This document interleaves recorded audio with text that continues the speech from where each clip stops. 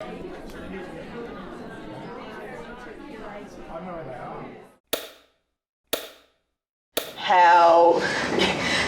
Yeah, I think that one says, who would you like to invite to a Wendybird event? And I think someone said Tony Abbott. So the chalkboards actually became a big part of what we're doing. These were engaging people in conversations and more meaningful conversations. I was really quite surprised, but people started to turn up. From our very first event, we had about 35 people at our first event. If people don't know the LGBTI community, it can be really fractured. You might get 3 or 4 people coming to something and then they won't come back again. It can be really quite difficult to get a group of consistent people coming.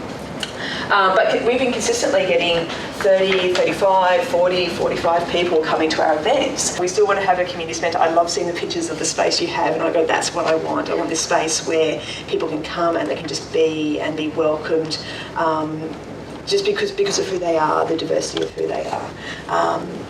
So that's sort of our goal where we are now. We're trying to build a bit of a social enterprise. We don't want to be pinned in by government funding who tells us what we need to do and how we need to do it with specific what group we need to do it with.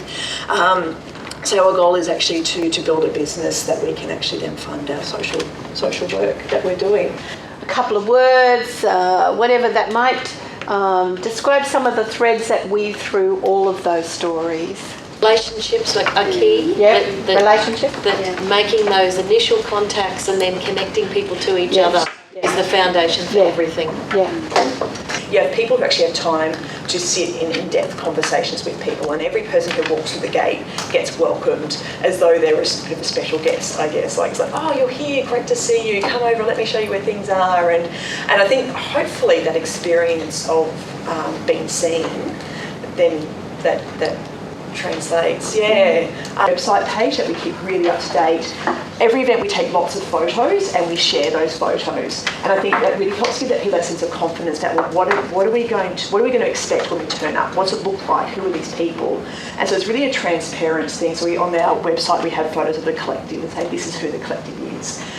So it's hopefully demystifies. In one sense, I actually don't know how people keep finding out about us. They keep turning up, and I'm like, oh, okay. Yeah, so on the last event we had 2 weeks ago, we had 45 people. It was a rainy Saturday, we had 45 people in a neighbourhood centre hall. And I was like, wow. I think photos, from my point of view anyhow, is a big factor. Yeah.